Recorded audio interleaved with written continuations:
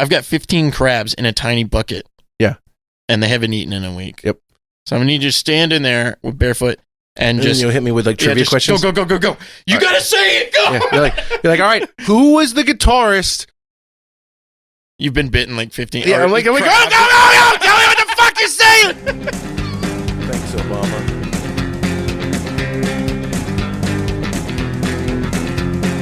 Bacon cream pies in your mom's eyes. Bacon cream pies all the time. Nobody's seen my shoe. I hate tomatoes, but I love ketchup. Can't find it. I'm looking everywhere. Thing, and it's not even true. Please, I have to drive home. I think about you, and I have to say Have an edible it was earlier. hard to leave you alone. I think I'm gonna shit my pants. Please, God, help me leave you alone. Man, you been getting into any nerd shit lately? Anything new? Dude, I'll tell you what.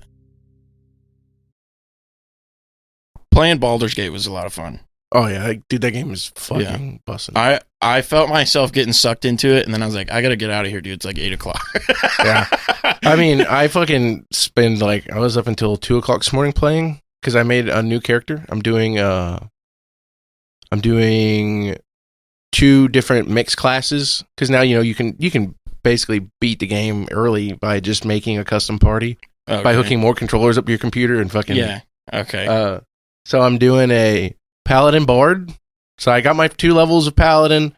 I'm about to level up. I'm about to switch everything to Bard. We're going Bard all the way the rest of the way, baby. Party. Yeah, all I wanted to do is pick up Smite and pick up fucking wearing heavy armor. And I'm going to do a Swords Bard. I hope they're in there. I haven't checked. But Swords Bard is like, you get all the spellcasting stuff, and your weapon is your spellcasting focus. So instead of having to have like a wand or whatever, you just point your sword and just fucking Eldritch Blast somebody or fucking, it's the Warlock thing, but you know yeah. Yeah. Some of the characters are kind of busted. Oh, yeah. But, dude, I've also been doing, so we played Magic to test that deck that we were building, right? Yeah. So we're building an Aramir deck for my brother's baby, who is being named Aramir. But anyway, so we built this deck. Christian built it for me, and I'm playing it online, and I think I won the first game, and then he shit on me the second game. And then... Those 2 different decks and 2 different power levels, though. Right. And then... I still don't know the deck. I don't know any of the cards. I decided to play another game after you got off. And this dude just is like, oh my God, hurry up, blah, blah, blah, blah, blah. And he sent like 40 messages before I could even do my turn. And I was like, it's literally been 1 minute because there's a clock, right? Yeah. I was like, it has been 60 seconds. You could have taken a sip out of your fucking juice box, you fucking piece of shit. Yeah. And then shut your fucking mouth. I start lighting this dude up. He's like, whatever, dude. You need to stop playing if you can't play fast enough. I was like, okay, well then why the fuck do you think they put a clock on here? It's literally, you can time out. If you take too long, you time out, yeah. That's what I'm saying. But I was like, I'm perfectly in time with this fucking clock. So shut the fuck up. Yeah. I was like, let me fucking read my cards because I literally just built this deck. I don't know. Yeah. Any of the cards, and then let me play them, and it's like, whatever, I get the frustration, but get the fuck off the game. If you want to play fast, go play with your buddy. Yeah. Idiot. I mean, dude, I got pissed. Dude, it's not just Smite that has the cancerous people. I told you. I know. I was like, dude, what's up with the toxicity? You're playing this game. There's maybe 20 people that play this game ever at a time. I told you about that deck I have that's power level 10, and it's nothing but infinite combos. And it's got like every tutor that's in every card that's ever been printed that says search your library for something. I've got a combo piece that can play with it. I'm doing the Tinker thing with my fucking artifact lands. I mean, I'm doing some really scumbaggy shit. But the thing is you can play that deck toned back. You know what I mean? You don't have to commit to fucking doing an infinite combo on turn 3. So like if I get in a lobby, and because I do a lot of 4-player games, if I get in a lobby and they're like not shitters and I have a deck like that, I just play back. I'm not going to lose. I'm not going to let myself lose the game, but I'm not going to fucking make it not fun for them and steamroll them, But I get caught out a lot, man, where I'll do that. I'll hold back. And then next thing I know, somebody's all like, they've seen too much of what my deck has in it, and they know that I'm an asshole playing a piece of shit deck, and they'll all team up on me and kill me early. But one of my favorite things that has ever happened was there was a guy do you know about Edgar Markov? Mm-mm. Edgar Markov is a vampire commander, and he's stupid broken. He has imminence, so you don't even have to cast him. You can sit in your command zone, and then it's like if you cast a vampire, you get another vampire. You create a 1/1 vampire. That's fucking stupid because it's Mardu. It's red, black, and white, dude. So it's got all the best fucking, sacrifice creature, and it does this type shit. Mm-hmm. A lot of the aristocrats, man. Dude, so we were talking about like decks that I like to play, or decks that or not decks, but like play style, right? And so my buddy, he always plays the same deck, but it's like it's a vampire, make 1/1s, take life, gain life, but also like it's black and white, but also it's like it doesn't matter if something dies because he got so much graveyard pull, right? So, and it's actually better for him if shit dies, right? Yeah. So it's like, dude, it's just, it's. I mean, I've beat it a bunch of times. It's not a great deck or anything, but it's like I can't play that, man. It's just too much. Like pulling shit from the graveyard, doing all that, like 5 steps just to get what I want on the battlefield. Yeah, I want 1-2 steps to get my shit on what I actually want on the battlefield, like the end product of what I want on the battlefield. That's what I want. Just need to build you a mono green deck, dude. I need something, right? Just basic, but it does the job, But also like huge aggro fan. So I have like legitimately like 30 decks on Magic Online. Mm-hmm. I'll have to give you my login sometimes and just fucking switch with you and let you try out some of that and see what you like. Because like the mono green Stompy that I have is only a power level 6 according to the bullshit ranking thing that I used. But I feel like it's pretty comparable with a power level 8 or 9 if it's multiplayer. If it's 1-on-1, you really see the shortcomings of a deck that your commander costs 12 mana to cast. Yeah. Because it's got Galta, the dinosaur that costs X life to cast for your power on the battlefield. So, but it's got like all of the Birds of Paradise, Llanowar Elves, that type of shit. All the creatures that tap for mana. So it's really fast to get your commander out because I think the sweet spot commander is 3 mana. I think a 3 mana commander is pretty useless. I don't think they're very good. I wouldn't say they're any good compared to but the sweet spot, if you're trying to play off your commander, probably turn 3, right? Definitely not. Because here's the thing, right? Like Aomir, if you cast Aomir on turn 5, it's dog shit. Yeah. You want to set it up. I like a commander that has such a big impact that you build the deck around it, like Scarab God, right? If I put Scarab God out on turn 5, I smoked a Scarab God with my guy. It's probably not going to matter because I'm probably not going to have anything in my graveyard or in your graveyard to start stealing. I'm sorry. You know what I'm saying? So Scarab God really wants you to start like getting your graveyard and their graveyard filled up. So you got to kind of set that up. You put in a couple of mill pieces to make it good, and then do the zombie tribal thing. Because then when you mill it, it's just a zombie. You just get it back. So I like commanders that are like that you really have to change the way you play. Like I would say for aggro, probably a 3 mana commander. I can do you one up on that. You would love to play Gideon. I mean, you saw my deck, right? Yeah, Gideon. It's decently aggro for what I had. Yeah. I mean, the thing is that low mana aggro decks in Commander, they fall off anytime you're not doing 1-on-1. If you're in a multiplayer game, you're not going to be able to outrace 3 people. That deck would be dead. That deck wouldn't ever be able to play. I'm saying even a good aggro deck. If you build a good aggro, I want to get guys out and attack and hit you in the face. If you have to get rid of 40 life, that's not a problem. If you have to get rid of 120 life because you have 3 people, then it's a problem. Yeah. So that's why I say that kind of play style is dog shit for Commander because I don't usually play the 1-on-1. And even if I do play the 1-on-1 and you're doing an aggro deck like that, all it's going to take is a ghostly prison, a propaganda, something like that to shut you down. Yeah, easy. And those are 3 mana enchantments. So you got to think that these are things that I can play on turn 3 that just make it so you can't play the fucking game. In 3 turns, you're fucking done. Yeah, but you're probably not going to be able to do that with a 3 mana but commander. That one that you built with the enchantments, it's aggro as fuck. Yeah. I mean, it can be. What I mean? Enchantments are really... Like you can do 20 commander damage on turn 4 maybe. Yeah. So there's some really disgusting shit. It's Magic. Magic's a broken fucking game. Yeah. I don't know, man. I think I definitely like decks where that I build them around the commander, but that they function enough without them. Like half of my decks, I'll never cast my commander the whole game. You know, like my Planeswalker deck, I forget I even have a fucking commander up there. I just be casting Planeswalkers, dude.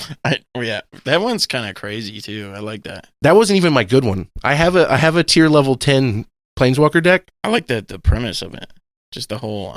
Yeah, everything's a Planeswalker. Yeah, because it's like you don't think it's gonna work. Nope. Like just thinking about it, you don't think it's gonna work, but then it's like, whoa. Yeah, half of them say +1 make a creature, so it's like I don't need creatures in my deck. You know what I mean? They're if I get like Garrick, I think is the backbone of that deck. Him and like the Sorens. Who's your commander?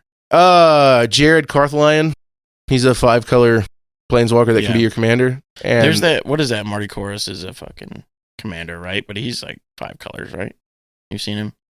Mm-mm. He's a commander, but he has 5 colors. I think it's. You mean Morophon? No, it's a Marty, dude. Straight up. I've never seen a Manticore that's 5-color.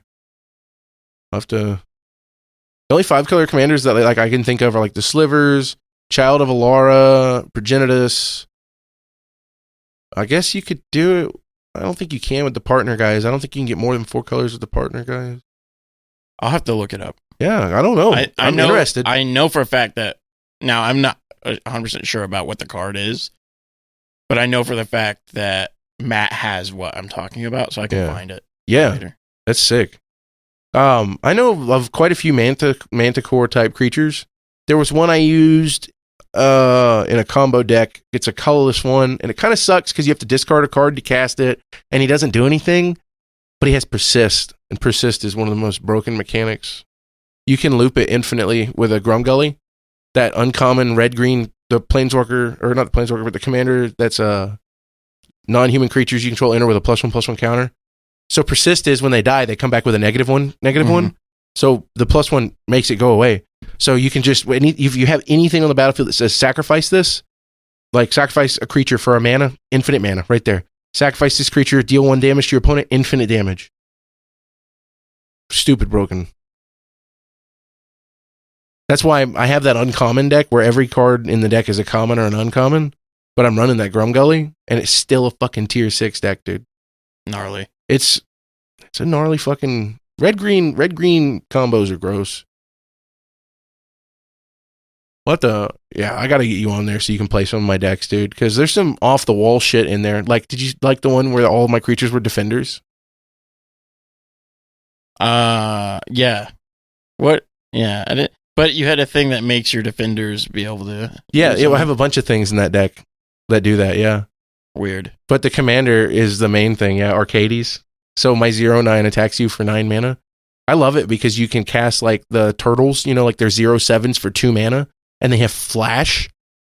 I just can throw out a 7/7 whenever the fuck I want. Like, busted. Yeah, I love it. It's such a fun deck.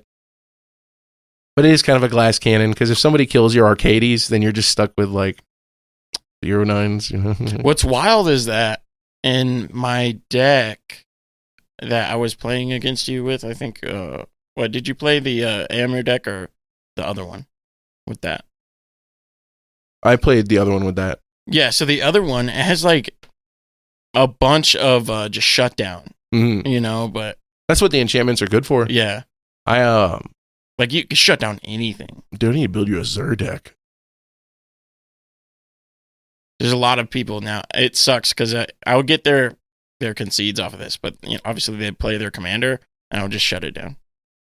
You can't do anything else. Yeah, I mean, fuck you. It's commander. It's Magic. If you get mad because somebody counterplays the way you play, you just don't know how to fucking play the game. I hate playing against blue dudes though, because they just shut everything down that I do. Yeah, but I mean, and it's like, ugh. But you know, whenever you're building the deck, there's ways you can plan for that. Red-green is kind of the best way because it has all the stuff that says your creatures can't be countered, and then you're just like shitting down their throat. Nice. Doesn't matter. Like, oh, you're gonna try and counter this? Well, you can't. And it's just what was the dinosaur? There was a dinosaur that was breaking standard back during Ixalan. Carnage Tyrant. It's a fucking 7/6 with hexproof and trample, and it can't be countered.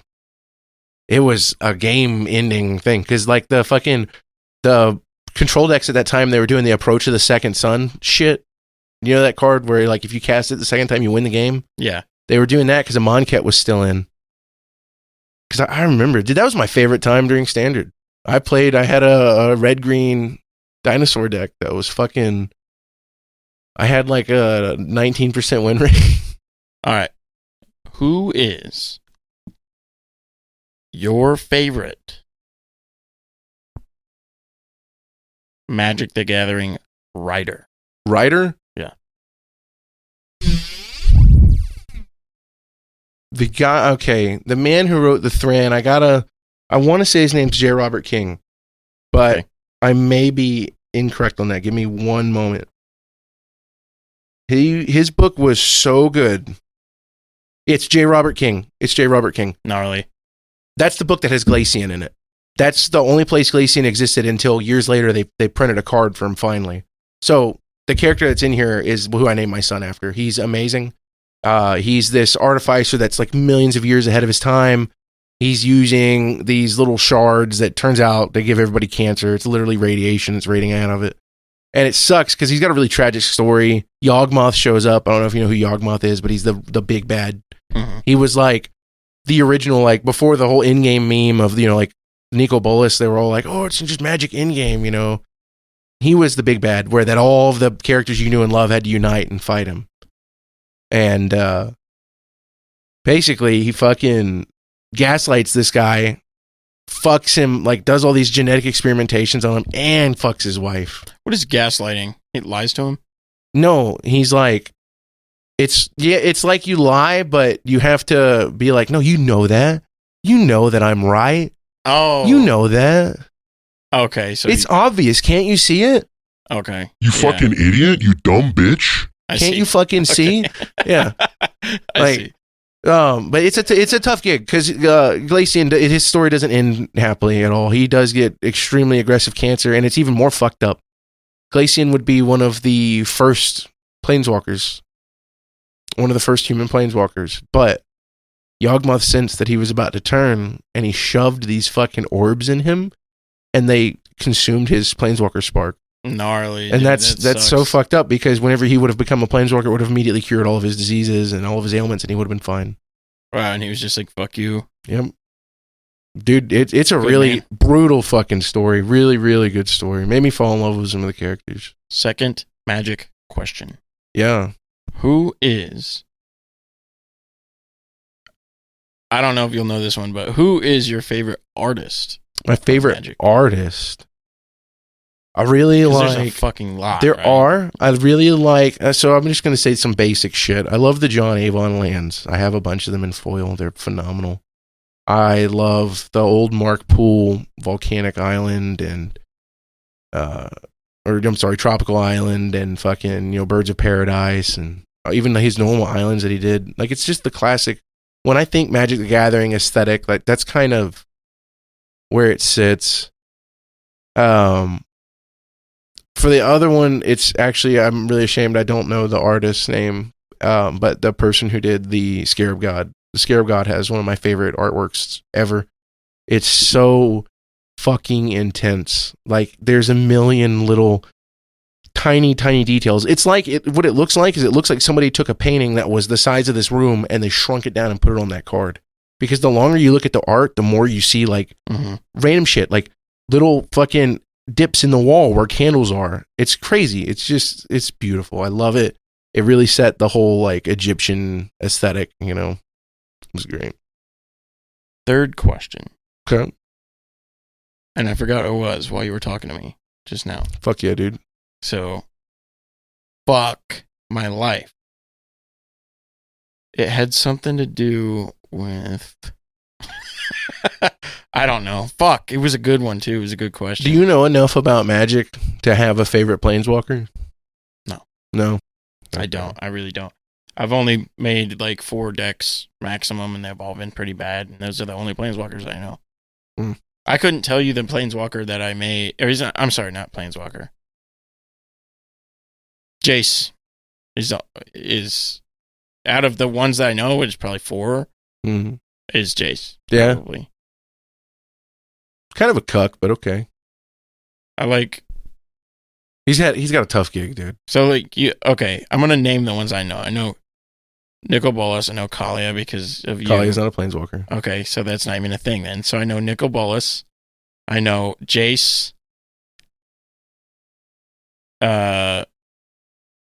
Who's that guy with the big fucking who plays Atlas in Smite? Karn. He's a planeswalker. Yeah, Karn. He's the Karn. I know. Synthetic planeswalker. Gideon, yeah. Garruk is one. Yeah. Okay, I know him. He was the first one I ever knew. He's dope, yeah. And Ajani. Ajani is my favorite planeswalker. I don't even know how to tell you how heartbroken I was when they put out that he had been completed. I think there's probably 2 or 3 more that I know exist. Yeah. Not that I know anything about them. Okay, yeah. So probably Jace is my go-to. I got a shit But ton. I've always liked blue in the past. Yeah. But now I don't like it as much. So it's like I probably need to pick a new one. Yeah, I think it's interesting because I think a lot of people when they first start playing blue is very interesting, and then they realize the amount of work that you actually have to do to be good at a blue deck is pretty high. You have to, for counter spells and stuff, it's tough because you have to know the meta. That's why blue decks in Commander, I think, are just not as good as they are anywhere else. Because, so let's say you're playing in Standard. You're playing a counter deck in Standard. So a tap-out blue deck. Or not a tap-out blue deck, but I'm sorry. A fucking... One of those decks where you're always like, land, I'll pass, You have to know what your opponent's deck has in it, so you know what to use your counter spells on. Yeah. You can't just... Something might look scary, but... If you know the deck, you're like, okay, that piece is scary on its own, but not as scary as if they get the second piece with it. Yeah. So you just wait for the second piece and you counter that. Or, whatever, there's... That's the thing. And now, when I was talking about the blue, the guy was playing with earlier. Yeah. He literally countered like 5 of my things back to back. Yeah. And I was like, how many counters do you have? Yeah. Just hold out on games like that. They're going to run out of counters eventually. And if they burn them in your early game, that's good, bro. Yeah. Because then they won't have a counter when you're on like... my commander like 3 times, though. Who fucking cares? Well, I couldn't play him anymore. I didn't have enough mana. Yeah, but I mean, what deck was you playing where your commander was important? The shitty one that I built. It's literally based around the commander. I can't do anything without him. Oh. Like, I can, yeah, but it's not very good. There's other combos in there, but it's like, none of them are good enough. Yeah. I mean, if you do glass cannon things, you're going to get punished in commander anyways. I mean... But I didn't have shit, though. I get a lot of people shit on me because I run bribery. And that's that one that lets me look in your library and I can take any creature you have, put it on my battlefield. And I get why people are mad about it, but I think it's the greatest balance there is because somebody's all like, I can't wait to fucking sneak attack Emrakul this motherfucker or something like that. And I'm just like, I'll just take it from you before you can and I'll use it against you.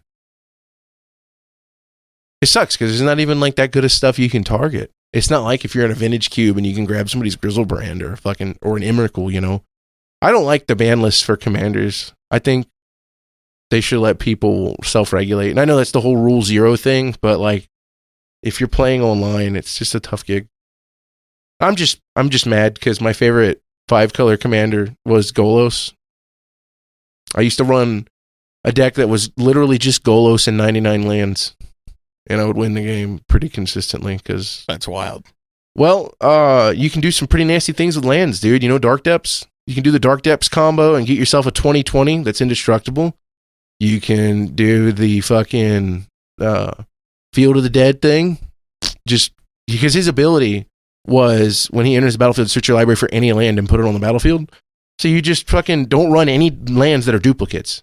You run like one mountain, one snow-covered mountain, Yeah. You don't run I lands wanted the same to name. do, because I have like 5 or 6 cards that are kind of busted. They're not busted, but they're pretty good online that I do. And they're based around like having snow-colored lands and stuff. But I only have 2 snow lands, and then I have like 4 of the good cards. And that's it. So I'd have to build everything else completely different. Yeah. And it just doesn't fit. They did the Enter the Battlefield tapped snow duels, and I actually am a big fan of that. I like it.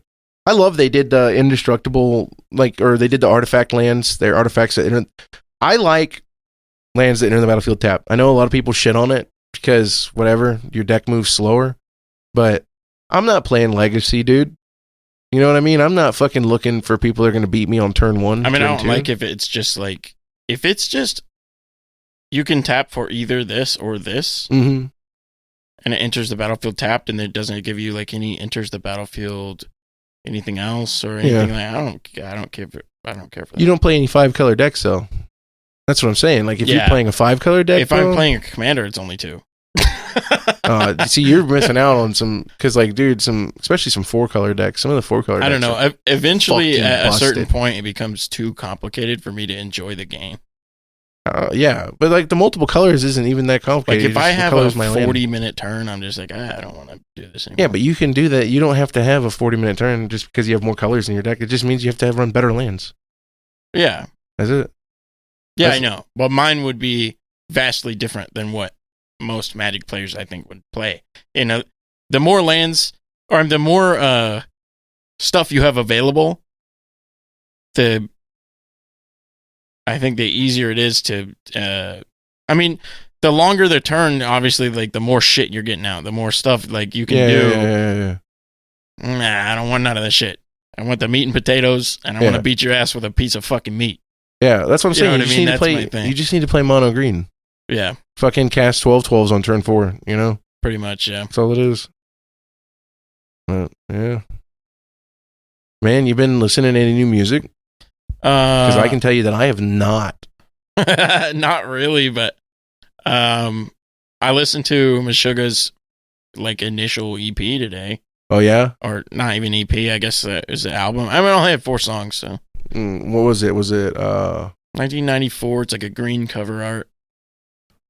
That's when they still sounded like Metallica, though, right? A little bit. Yeah. So that's what I wanted to say. Is like, well, you could tell it's Meshuggah. Like if you were to put on the entire song, the first song that they put out on that album, at first at the beginning of the song, I'm like, yeah, it kind of sounds like Metallica, but mid song to the end, I'm like, yeah, this is definitely Meshuggah-esque. You know what I mean? So you could be able to tell.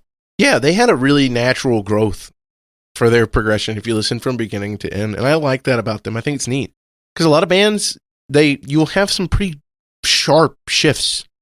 Like, look at Metallica from fucking Injustice for All to the Black Album. Huge tonal shift. Here's a question, though. Do you think that Future Breed Machine is like, that's Meshuggah? I think that's their best. That's Meshuggah's sound? To me, that is the pinnacle of... Okay, yeah. So, well, they came out with what I'm talking about, the EP in 94. 95 was Future Breed Machine. Yeah. So it's like... So you're talking, was it Nothing? Is that what you listened to? I think so, yeah. Yeah. I think a lot of people say that like Obzin era Meshuggah is the Meshuggah sound. Yeah. You know, they think what like everybody... Yeah, Bleed popular, and right? Colossus and it's I love it. I do. I love that album, but I love the ferocity and they were more experimental, I felt, during Future Breed, man. And then they did some really crazy shit. You know, they ended up doing like Chaos Sphere. I don't know if you ever listened to that. Mm-mm. It's got some really wonky shit, but it's got one of my favorite covers of fucking because that's Destroy, Erase, Improve is the name of the album. Future Breed Machine is just the song. Yeah, I know. So they have a weird version of Future Breed Machine where it's got like this. I'll put it on, actually. That's going to be my song for the week because it's fucking bussin'. Let me find it. Fucking... Well, anyway, dude, Meshuggah, I haven't listened to all their albums, but I would be interested to listening to all of their discography. Oh, they're fucking... I love them. Which is kind of rare, because most bands, you know, I delve into one album, and that's just where I sit, and that's where I'm comfortable with their music. Yeah. But I like a big old know everything. I'd say Pine Grove is probably... It's not one of the only ones. There's multiple bands that I've listened to everything that they have. But Pine Grove comes to mind because I know I've listened to everything they have. Yeah.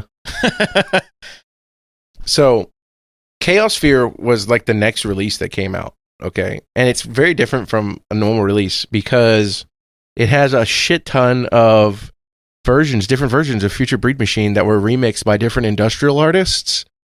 And I think they're the first metal band that ever exists where they put out a fucking album that was half remixes. I can't think of another, like, it's weird because you would think that somebody like Ministry would have done that, right? Because that's Ministry's thing, is they're like the weird industrial metal. You ever listen to Ministry? Mm-mm. You're probably not going to like it, but you should really listen to Psalm 69. It's a really, I think it's an important album. I don't like a lot of music. Wait, what do you think about Ghost? Ghost? So their first album I was a really big fan of. I am a really big fan of What is it? Mary on a Cross thing? That's way new, yeah. Ass. I don't like it. Well, dude. see, I'm a really big fan of like that early proto metal, like Blue Oyster Cult and Black Sabbath type stuff. You know? I'll have to go into their deeper stuff. Blue Oyster Cult, I can give you a million. Oh, I thought you were saying they sounded like Blue Oyster They do, Cult. yeah. Their first two albums, I felt sounded very similar to stuff like Ghost has such weird marketing for their music because it seems like they're just going to be like black metal or something. Yeah, but that was the whole thing when they first came out, was that they were the whole Satanist thing, like straight up literal. Yeah, you but know. it's like super clean music. Yeah. Well, the thing is, though, is that I don't know. I think you should listen to some older, like think like Black Sabbath, you know? Uh-huh. Not going to have distorted vocals. You got Ozzy doing his clean vocals. Yeah. And they do these goofy, you know, their songs aren't always heavy. Half the time it's just goofy 1960s rock riffs, dude. Yeah. And that's, I think, 100% of what that Ghost wanted to go for, was they wanted to go for that almost like, you know, like the song Green Eyed Lady. From who? Oh, fuck me, dude. I can't remember the band name. They're from the 60s.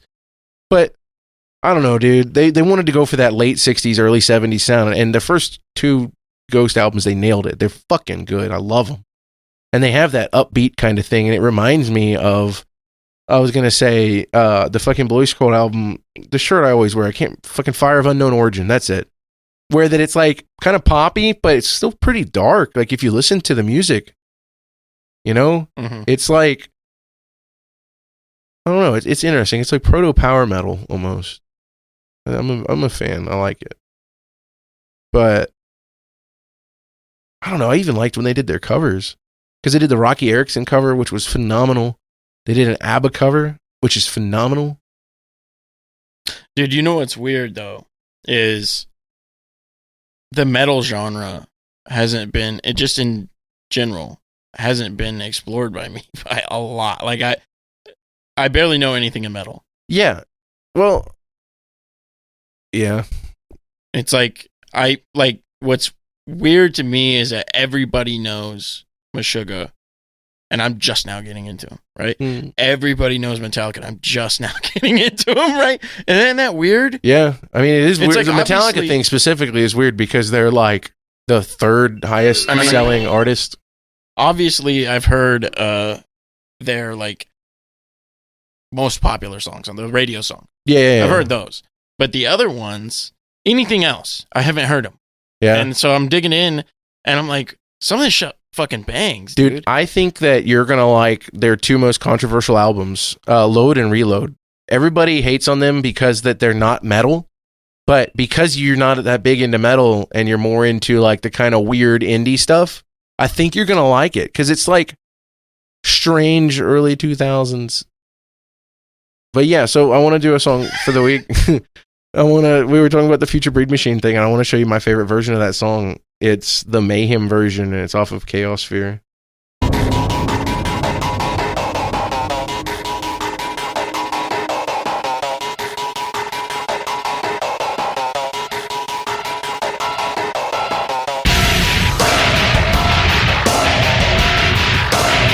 I gotta stop it there.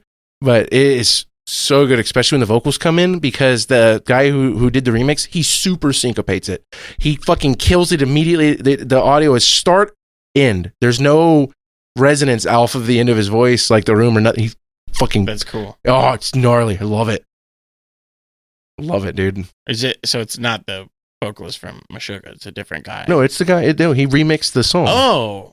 It is the guy. This is the whole band. Remixes. They did a bunch of remixes of their own song. No. This is Mayhem. Mayhem is his own industrial artist. Oh, weird. Yeah.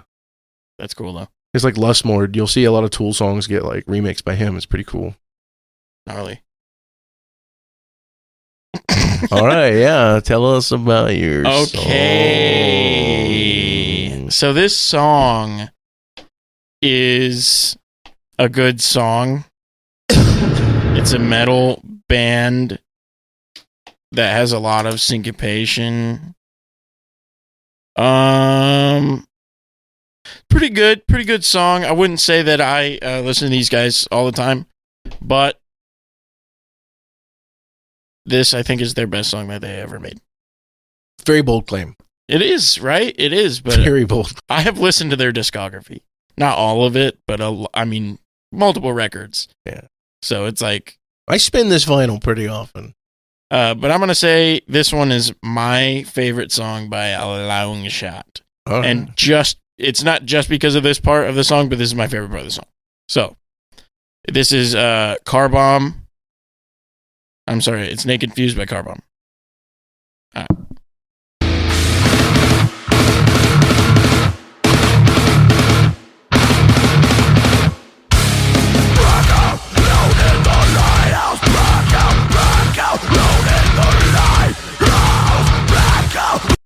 Disgusting. Fucking nasty, dude. I mean, it's literally just snare work right there for a second, but it still gets that go in and out of time point across, you know what I mean? Mm-hmm. And then just the come in, like when he comes in, blah, blah, blah, blah, it's just, what the fuck was that rhythm? Is it like a fucking paradiddle or something? What are we doing? Yeah. You know what I mean? It's like the space is there, but the rhythm is going on in this man's head, you know? So we're not getting everything, but it's just, yeah, he plays what he wants to come out, but there's other shit going on in his head. You know what I mean? Mm-hmm. It's fucking crazy. Yeah. So do you think that that's how it works whenever he's doing it? He has like complete and incomplete thoughts as he's going I think through? he has more control than other drummers do. Yeah. You know what I mean? In his head is obviously like, just has, I mean, if I was to put a graphic to it, it's got to be just rhythm after rhythm after rhythm, just crossing, and he's in slow mo, and he's just fucking pulling what he wants. Do you think this guy's got like a Matrix stream? I mean, it has to be something like that, right? I've watched the videos of him play, and now, it is fucking. There's that. Now he's wild he's a goated drummer, right? But that's the graphic I would pull. Like he's fucking Doctor Strange, and he's just bing, bing. You know, this is what I want. This is what I want to say. This is my phrase. Of all the words that have ever existed, all the languages, everything, just ding, ding, ding, ding, ding, ding. And then that's what comes out in real time. Hell yeah. Right? But so there's two options for this music to have happened, right? He can either have just a fantastic brain and do what I just said, or he could have practiced for 1 billion years to be able to play that exactly the same every time. Yeah. I feel like it's both. I think it's a mixture of both. Because you can find videos of him from like 20 years ago doing the same type of thing. Yeah, but if you were to practice, it would be exactly the same. Like I'm one of those that has to practice it, and it would, you know, like when I play live, it's like almost the same thing as what's coming out on the record. And it's like, which is kind of sad, right? But I also like sometimes I also have like I think I have an 80-20. I'm at 80% practiced, 20% I'm able to let that creative juice flow and not fuck it up, right? I would consider myself a creative person in general, but just being able to pull it off in the moment, it's like my speech isn't there. Yeah, I think that's a big thing. That's a big difference between like the writer and the performer, right? Mm-hmm. And you see you really see that, I think, the most in hip hop, because it's the difference between somebody freestyling and somebody who can write bars. Somebody who can freestyle is a whole nother level of impressive over somebody who can write good bars. Right. So you can be a great hip hop artist. Yeah. But you can't freestyle. You can't freestyle. You know, it's Yeah. just like that's probably me. I would not be able to freestyle. It's just impossible. I think it's difficult. I mean, I was really lucky because I was on bass, so it's always easy for me to sneak in, you know, like little licks and shit here and there. But it's just completely out of tune. Like, yeah, whatever I want, man. It's whatever I want. And then you just look up like, nobody heard. Yeah, nobody knew. Nobody heard. It's great. I don't know. I'm pretty bad, I think, about being kind of lackadaisical with my riffs. I have like a general outline of it. And I'll be like, all right, so this is like for the chordy stuff, right? I'll be like, okay, I'm only going to pick these 2 strings now, and then I'm going to go to 4, and then I'm going to go to all 6, you know, and I make it so that the chord sounds like it grows as I'm playing, right? But sometimes I don't do that. Sometimes I just play all of it. Mm-hmm. Sometimes I'll do half and half, you know, and I switch back and forth between it. I never have like that outlined, that specifically. But I do have like, okay, I want to play this chord for X amount of time. I want to sit on this, you know. Or then I also have like the riffs where that I will play them like mechanically the same every time I play them. I also like attribute the amount of noodling that I do, or not noodling, but the amount of like extra stuff that I do to how confident I am. Oh yeah. Right? So it's like with my songs, I've honed those songs out. I played them 5 BPM when I wrote them. Yeah. And then I played them 5 all the way up, 10 BPM, 20 BPM, all the way up to 180, what I have them now, for a fucking decade. And that's why I can play them the way that I want them to sound.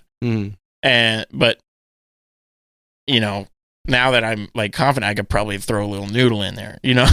Like, and so that's the same thing. Like, our first show that we ever did, I played exactly what we had been playing. Yeah. That's what I played in front of everybody. Exactly what we've been playing in the place, right? And I did that for a long time until maybe the last show that we ever did, I was able to do like some weird shit that we've never heard on Car Bomb. Mm-hmm. You know what I mean?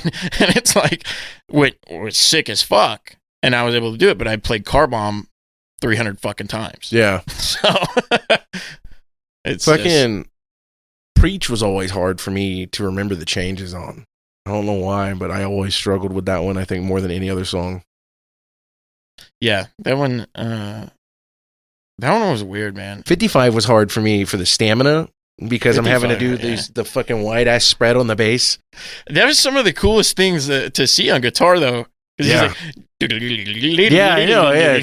Like, what? Yeah, it's cool, dude. It's just the bass is the frets are wider, bro. So I'm trying to fucking do what he's doing. Yeah, I should have fucking tapped it, dude. I'm cool. Such an idiot. But I hated playing that one live. As You Please was always my favorite to play live. I loved it. It was so fun because I got to switch between picking and finger picking. I was able to do a lot of cool shit on. Kind of same. It took me forever to figure out the when it goes to the fast part that Nate does. It took me forever to get that timed right. Yeah, because it took me and him forever to get it timed. It's right too. Hard because when we originally played it, like we played like 3 shows before we started recording it. Yeah, when we went to the recording, we both were not in time with each other, and so I had to rewrite my entire drum part. Oh yeah, dude, in the studio. Okay, so here's one for you.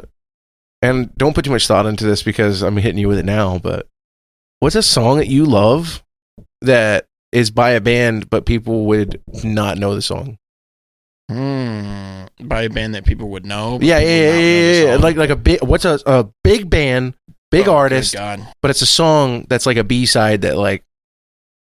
Oh, Kings of Leon. Yeah, there you go. There's an easy one, yeah. That's easy. Nobody knows anything other than Use Somebody. The Bucket. Have you heard The Bucket? Is it on the same album or Tranny?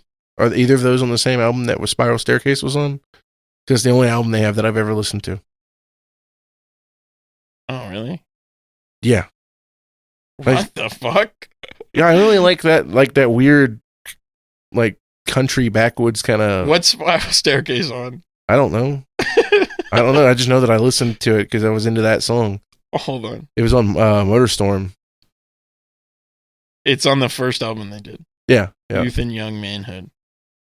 Let's see. Tranny is on it. Okay, then I probably have heard it, and I probably like it. Okay. Shit. You want to play Tranny then? I'll play Tranny. I don't care. Ready? All right. This is Tranny by Kings of Leon.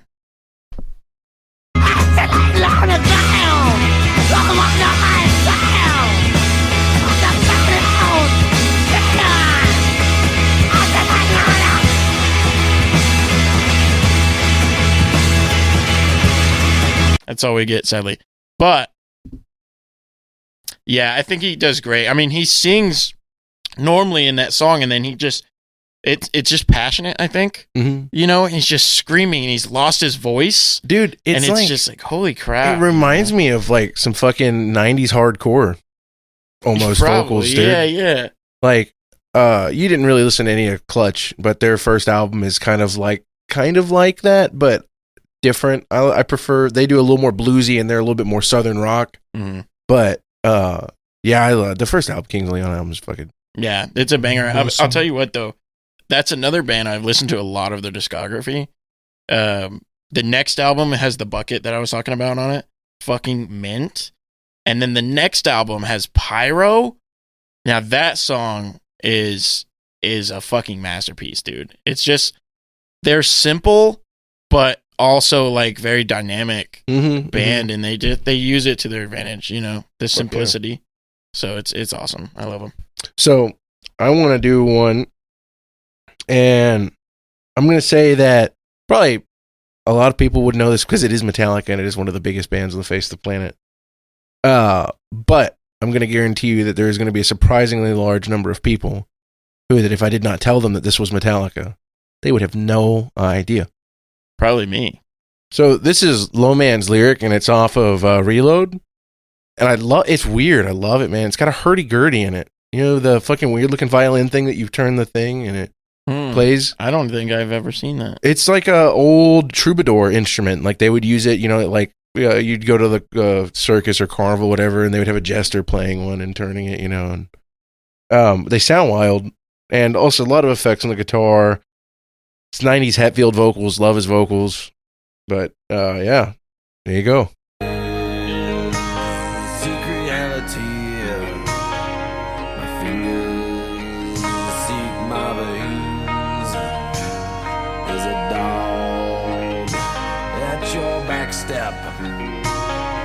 There's a dog at your back step. Yeah, it reminds me like of Tom Waits. I don't know if you ever listen to him. No. Okay. He's a big like Americana folk guy. You want somebody who sounds like they smoked 1 million packs of cigarettes, dude? I don't think it's possible to get more gravelly than him. He sounds like a corpse. Yeah. I mean, I wouldn't say that like the Kings of Leon guy sounds like he's like got the damn hole in his neck. You know, I'm just saying like he lost his voice type thing. Yeah, he definitely sounds like he'd be a fucking lineman. Yeah. You know? Yeah. But shit. Yeah, I think you should check out that album. It's weird. It is weird. This is when Metallica got really weird, and this is like everybody started shitting on them. But they had already become the biggest band in the world. Mm-hmm. And they were like, man. So this is some of their later stuff? This is the late 90s, yeah. I think this one's 97.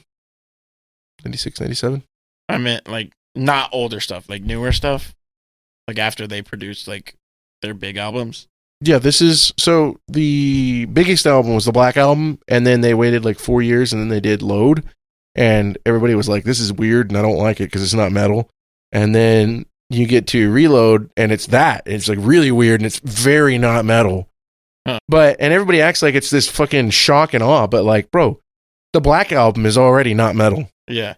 Like 90% of the stuff that's in it is just alternative rock. Like Inner Sandman, Inner Sandman has like 2 heavy riffs in it. Yeah. It's a radio rock. That's a funny thing too, is a lot of people attribute metal to genres that aren't really metal. Yeah. I think what's funny is that people attribute Metallica as a metal icon to the Black Album and not like Ride the Lightning and Master of Puppets. Disgusting, dude. You know? Ride the Lightning is nasty, bro. Dude. Master of Puppets, I don't think I like it as much. I did listen to both of the albums. Yeah. I don't like it as much personally as Ride the Lightning, but it's just as disgusting. Yeah, I think Master of Puppets to me is the absolute highest peak of Metallica. That is their best songwriting. They did some cool experimental stuff. They did some polyrhythms. They did weird time signatures. There's bits where they're playing in like 7/4. Like that's so crazy for a fucking thrash metal band in 1986. It's like the Ramones. They're 90s stuff. How weird it is. Dude, it's so cool. It's like you just wouldn't expect this band to do this kind of stuff. And it's funny because a lot of people will listen to it and they just don't catch it because it's just good, catchy, heavy songs. So they just think about, when they think about the influence that Metallica had on metal, they think about just like the sounds and not the fact that, do you know that Metallica was like the biggest influence to Dream Theater, which is one of the most technical fucking metal bands that have ever existed? Yeah. They didn't just influence them sonically. Probably influenced. No, I know, but like they fucking started as like a Metallica cover band and they fucking did like a whole Master of Puppets cover that is impossible to find the demo for. Wild. Like, it's crazy how much them putting a couple weird time signatures in on some really heavy songs in 1986 just changed the way. Right. Yeah. You know? Yeah, that's crazy. Yeah, it's I don't know. But yeah, I think definitely most people, you say metal to them and they think things like Papa Roach.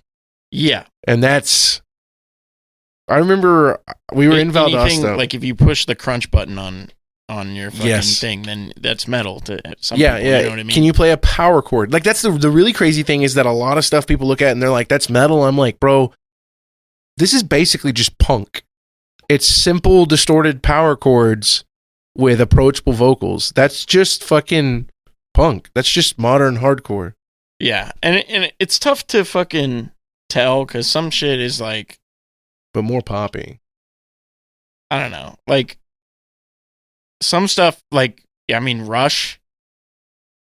I would never say that Rush is metal. Yeah, he probably influenced a lot of metal bands, though. No, yeah, I'm sure. You know what I mean? Yeah, Geddy Lee is one of the most influential bassists that has ever lived. How early are you gonna? You know what I mean? That's the thing. Well, so here's the thing that's the metal that makes it so difficult as a genre, okay? I would consider metal as a genre starting with the 1969 release of Black Sabbath by Black Sabbath. To me, that's the first time. Death a thing? Death, the band? Yeah, 1950. No, they were, I want to say they formed in the a lot of people have said like to 1981. me that Death is the first death metal band. Or so there's a couple of others that kind of came out about the same time, but they have a very good claim to it. They do have a very solid claim. I think there were 2 albums dropped before them, but only by like a couple of months. Because that's a hard one, right? Like, I'll actually look. I'll see the first death metal album. And here's where it gets even more tricky. The first time that they had heavy metal as an award at the Grammys, Jethro Tull won it. Death metal? No, metal as a genre at the Grammys. They were able to win a metal award, but Jethro Tull won. Yeah. And this was like after they had just released Steel Monkey. That's the thing. Is like once you're labeled, they've been like, I mean, Led Zeppelin's been labeled heavy metal. Okay, so here's what it is. So the argument is whether the first death metal album is Scream Bloody Gore by Death or if it's Seven Churches, and I'm trying to remember who that's by. It's by Possessed.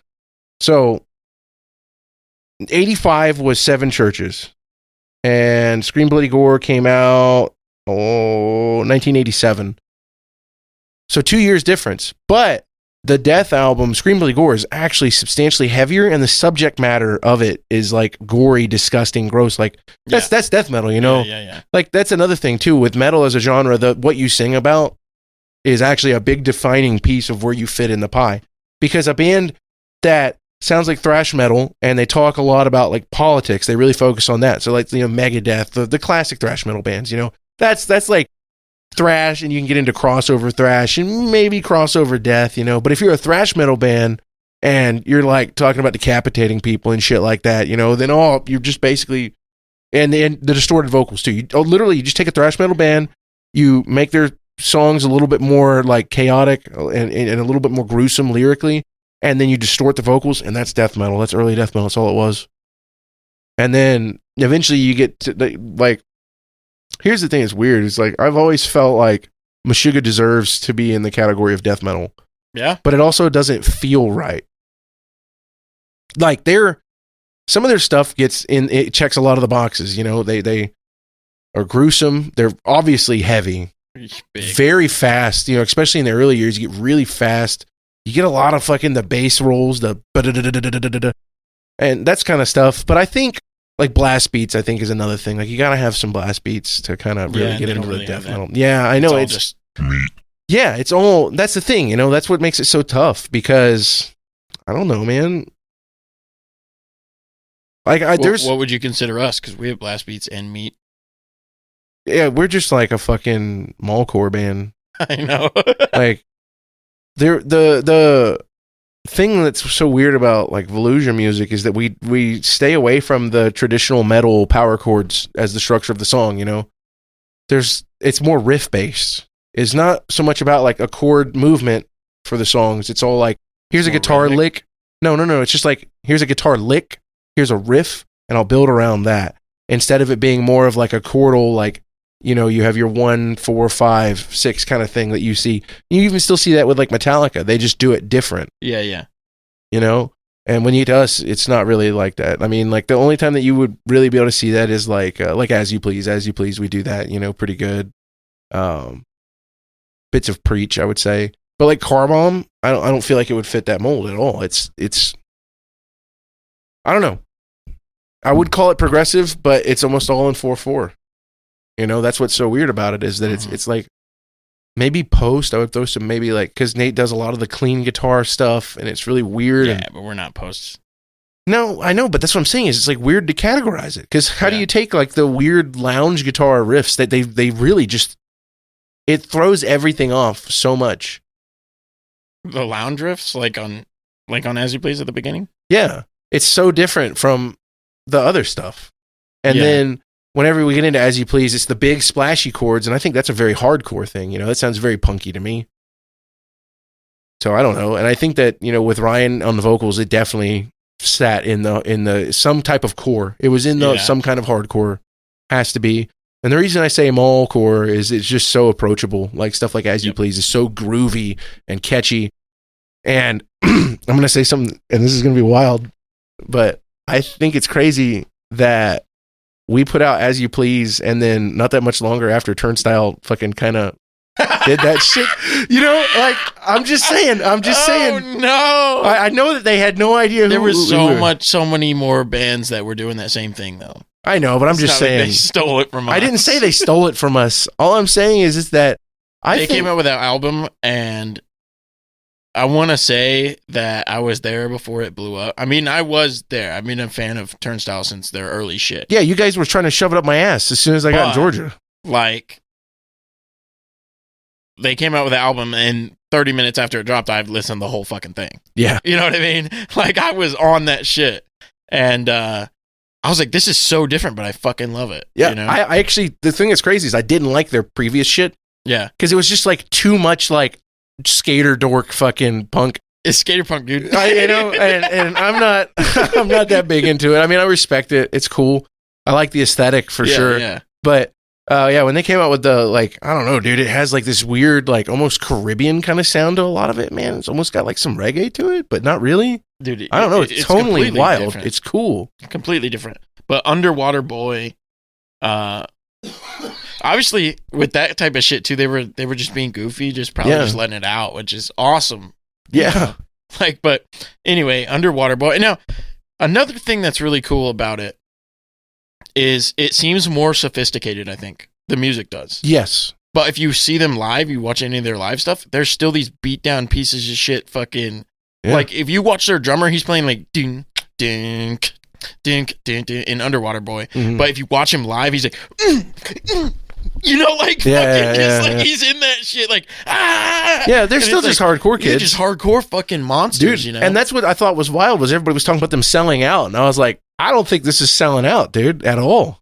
I think biggest this was band, Jimmy Kimmel, like, you know what I mean? I get that, but I don't think it was a fucking sellout, man. I think it was a huge gamble, and they were just like, I don't think they were banking on it taking off. I think they just wanted to make the fucking music. Oh, yeah. I think so, too. I can't tell you how much I respect them for that. I love that. That's awesome. Yeah. I love it. I love it because they were getting big with their old sound.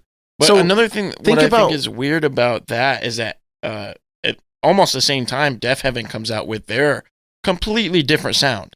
Yeah, but I wouldn't say the sounds aren't comparable at all. They're not the same, but I'm saying like two of these bands change their sound completely. Like, Yeah.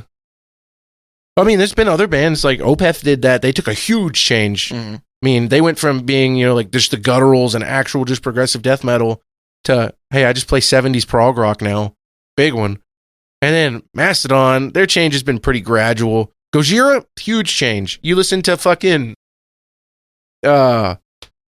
L'Enfant Sauvage and then Magma. What the fuck? Sounds like two completely, I mean, like, sounds like the same band, but I guess for me, whoa. it was overwhelming because two of my favorite bands did it Yeah. at the same time. No, yeah, I get So that. it was a yeah. little overwhelming. But I wouldn't imagine Turnstile lovers are always listening to fucking Def Heaven. No. So Yeah, and I think that's what was tough for me was that I listened to all three of these bands, Mastodon, Gojira, and Opeth, and I feel like that is kind of the try of the they all modern fit together. Yeah, and they all went through drastic changes at the same time too. Yeah, Oh no! and it was tough.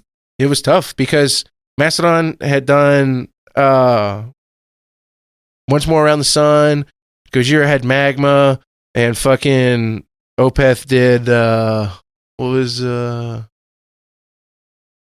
don't even remember the name of the fucking album. No, it's the one with the tree. It's got the tree with their heads on it. It's a good album.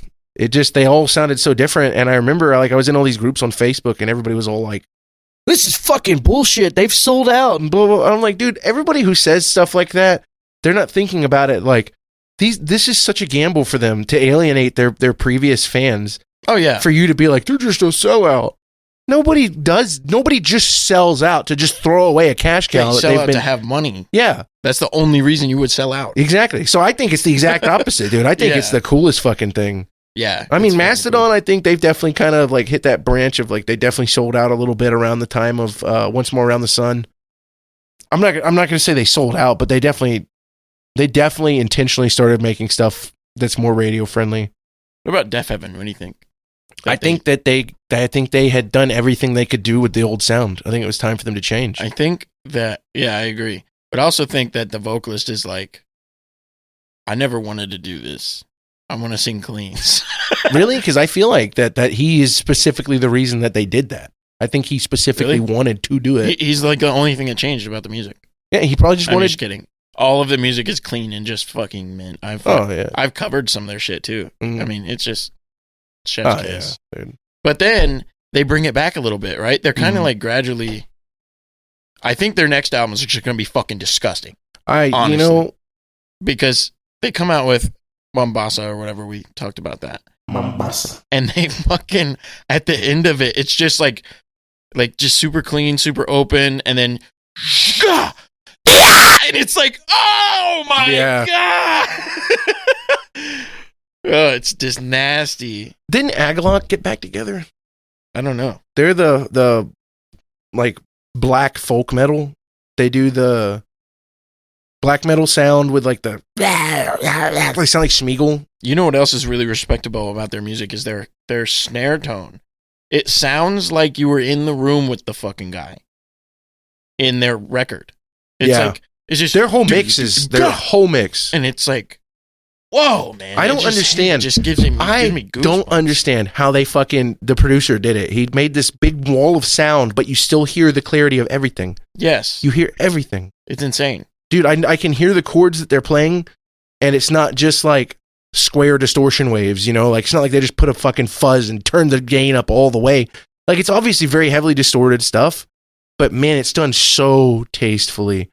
I think when I think of like my favorite Def Heaven sound, it's what is it, Lead to Water? The early stuff? Yeah, man, because when it goes into that, yeah, that's earlier. I know, but dude, it's so brought to perfect. Brought to water. That's it. It's so perfect sounding. Yeah, it's fucking awesome, dude. That song is mint. But yeah, the snare tone is really good in that one too. Oh yeah, Agalloch's back, boys. They reunited. Maybe we're gonna get some new shit. I think what they're known for most is man, what is that one song that they're known for? Dreamhouse. Dreamhouse is the album, right? I think Dreamhouse is the song. Sunbather's the album. Sunbather. Okay, yeah. That's what I'm talking about. Sunbather. Yeah. I remember when it came out, I loved that album art because for a black metal band to come out with this bright pink fucking... Oh. Yeah. I was a big fan of that. I thought it was sick. I wasn't even a fan when they came out with it. But when I started listening to them, I listened to the album with Brought to Water on it. Mm-hmm. So that's what brought me in. So I was a fan at that point. I just strayed away from Sunbather. Never listened to it. Really? Yeah, I listened to the album before that. This the one with Brought to Water, and then they released the new album. I listened to that one 100 times. And then I started getting to Sunbather. So when I talk to people about Death Heaven, I'm like, what do you think their new album? Because I fucking love it, right? Yeah. And they're all like, I like the old sound and blah, blah, blah. And they're all talking about Sunbather. Yeah. And it's just like, I guess I didn't have that because I didn't listen to I think a lot of people just started listening to that album because of how popular it was. There wasn't a metal Facebook group on that you could get in that didn't talk about it. Like, I mean, it's a banger. I mean, fucking, yeah, Dreamhouse fucking bang. So the way I started listening to it was I was really into post-metal, so I joined a group where all they did was talk about, like, ISIS, Pelican, Cult of Luna, fucking Russian Circles, all that kind of stuff. And all these guys started saying, oh, man, if you like, this song from Cult of Luna, if you like, this from this, you check these guys out. And I checked it out, and I was like, wow, it's like post-black metal almost, dude. Yeah. I love the openness. It's so good. Yeah. And that's what sucked me in. Is I've always kind of liked black metal. There's always been like bits of songs that I'll listen to. I think what sucks me in is it's black metal, but they also have that big impact. Mm-hmm. So they'll play super long portions, and then the drummer will just like, and then just like, and it's like, that's the impact. And it's like, that's what I needed. Yeah. To stay involved. I got into black metal because of Opeth, and really all I listened to for a long time was the first two Opeth albums are very black metal-y, very rough production, very, very high-pitched, shrill, shrieky vocals, and they kind of tapered away from that. But Catatonia also, during that same time, was doing a very similar thing, and then they even had the guy, Michael Ackerfeld from Opeth, came and did vocals on a Catatonia album, Brave Murder Day, and that, to me, was always like, I loved listening to that. The really simple, shitty production, but very intimate, very intense kind of music.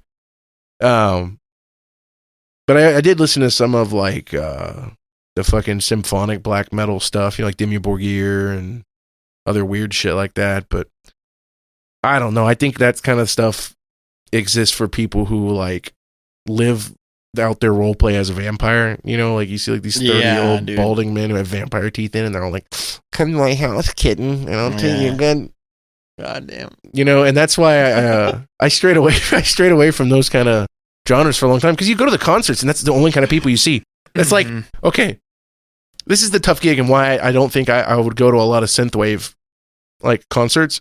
We went to the one, and there was the man that looked like fucking Professor Snape that lived in a dumpster. Yes. And I don't want to see creepy old men who come out wanting to look like Robert Smith and fuck a 17-year-old. These people are appreciating the music. They're coming out to fucking like beat their meat in a crowd or something. Yeah, dude. It's like, it was really weird to me. What was weird is that nobody gave a shit about modeling, even though they tore that stage up. Dude, they were the nastiest band. The headliner was just... The headliner was actual dog shit, yeah. But they were... God, yeah, man. I want to see them again. I loved modeling. It was so good. Yeah, they were great. They were intense, dude. Every member was so into what they were doing. The guy that was running all the keys and the mixers and stuff, dude, like he was just pouring sweat the whole fucking time. Yeah. I love to see him get into it like that. And the drummer was so tight. The drummer was fucking phenomenal. It was delicious. He was doing some nasty shit. Big fan. I actually listen to their shit all the time. Yeah, I don't. I'm upset that I don't fucking like. I don't go to enough shows anymore, man. Yeah, I feel that. But I'll get back into it and then fucking run it down. Yeah, I'm sure they're gonna come back again. They only live near Little Rock or some shit. Yeah, they're just right up there. They're definitely coming back. I mean, that or fucking, it's only like a 2-hour drive. I'll fucking go out there. Right. I'll come back same day. And that'd be a fun concert, because I would take like Gideon to a concert like that, you know? Mm-hmm. Yeah. I think that'd be great fun. You think he would have fun? He loves to dance to music, dude. We put on a lot of music on the TV. You don't think he would be a fucking menace? I mean, he's going to be a menace no matter what he's doing. But, yeah, I know. But crazy. he still deserves to get out and have fun, you know, even though he's a fucking jackass. No, he's into the goofy Halloween songs right now, you know, like the Monster Mash he wants to listen to all the time, or the one-eyed purple people eating monsters. He listens to those all the time. I don't know that. You don't know that? The one-eyed purple people? Yeah. No. One-eyed, one-horn, purple something people eat. Yeah. He listens. Heard that. Really? So they're goofy songs from like the 60s and 70s that people would put out. But it's just a playlist we found on like whatever's on my TV. I guess Pandora. And it just plays it. And he gets so into it, dude. He's just dancing. And he'll come and grab your hands and he wants you to spin around and do a little pirouette and all that. You know, he loves dancing. Loves music, dude. And I got to find the power supply for my record player. But I used to put it on all the time. And I would just like, go grab me a record, Gideon. And he would always pick one that looked cool, which usually meant that he would pick fucking Meta. He likes the way the Car Bomb album looks.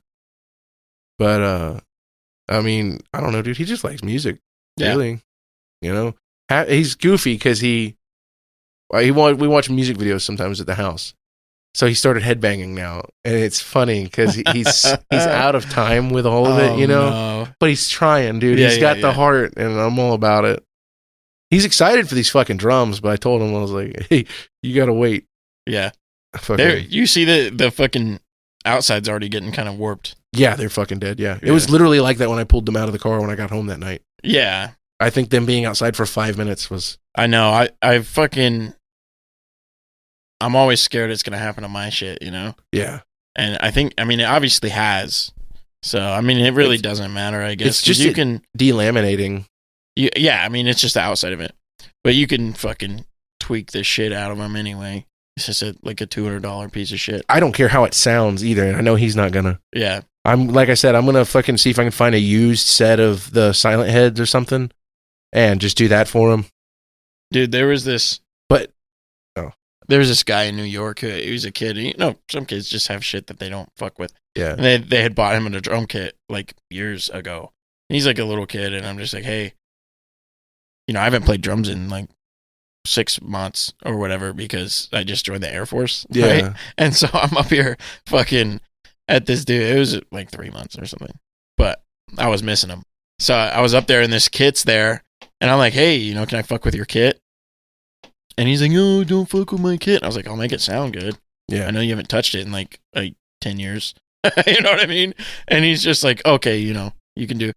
So I'm fucking with it. I fucking put new snares on the snare, everything. Like I tuned them, and I fucking just put new heads on and everything. It was fucking great. Made them sound like God. Mm. And then I was like, now I'm gonna have my fun, right? So I I learned like a few covers while I was up there, and then like I had them boys like play the Pee-Pee Man song that we just did for the pod, yeah. And so we did a little bullshit rendition because they're not musicians or anything. So, yeah. But it was a lot of fun. Hell yeah, dude. Yeah. Fuck. But yeah, the purpose of that story is that I can make a shitty kit that's neglected turn into something that's playable. Hell yeah, dude. I can do that with guitars, but it takes so much work that it's like basically not even the same guitar. Yeah. It's like that one I have. The only thing that's on it that's from the original, the wooden one. The only thing that's the same from the factory is the body. All the electronics are different. The neck is different. Mm. But like that rinky dink one that's in there. That was like a $180 guitar, brand new. Mm-hmm. The Telecaster. Yeah, and that's still the best playing guitar I have. It's fucking disgusting. I'm a big advocate of cheap, shitty gear. Love it. Dude, I was playing Ark the other day. Okay, so we're on this new map, and it has these secret, like, Easter egg villages. They did a good job on the map. Like, so I'm flying around in, like, creative mode, so you can fly around and not get damaged or anything. So there's this sinkhole in the middle of a random fucking pond, way out in a corner of the map somewhere. And I'm like, okay, so I wonder what's in the sinkhole. So I go in the sinkhole, cave, go through another hole. There's a cave. And it's these little tiny holes. The map's fucking huge. There's no way you would have found it. Cave. Now I'm underground, and there's just this fucking fungus village. Like, it's completely different creatures. They're all based around, like, having light. Like, there's a bulb dog, and there's a... Fuck, sounds like the Underdark, dude. Yeah, there's a bear, but it's like it's lit up on its back. So, like, I mean, everything. And then there's this crab thing, and it doesn't exist on the fucking up top, right? And it's just, I'm in creative mode, and it fucking grabs me, and I can't get out. And it's just smashing me consistently for like, it was literally 10 minutes. I'm shooting it with a bow, and I'm just like, can I get the fuck out of here? So, yeah, it sucked. It was actually 10 minutes just like beating my ass. That sucks, dude. I wish my fucking crab in Baldur's Gate had been even remotely that effective. Yeah. Dude. Oh, man. But yeah, that was cool. And then there's another spot it's the same thing essentially, but it's for underwater. Can you tame the mushroom things? The mushroom things are just like trees. No, I mean the creatures. Yeah, you can train the bulb. You can tame them. You can tame a bulb dog. They've got it's called a featherlight, I think, is another thing.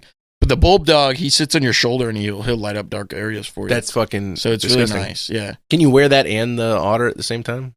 Fuck, I don't know. Probably. You just got 20 That'd animals just on be you. broken. Yeah. That'd be broken. Dude, in the last game, I had I could live in like negative 150 or something degrees. So with the otter on, it was just like, I'm good all the time. And then on top of that, the otter works both ways. So you could live in the heat. I could probably just walk on lava. How? That's kind of busted. Yeah, imagine, I know, right? Imagine you see a guy in real life. He's just got like 2 otters duct taped to his feet. And he's just like walking in a volcano. The otter, ah! Yeah, the otters are just like, ah! Fuck. Yeah, that'd be a tough dude.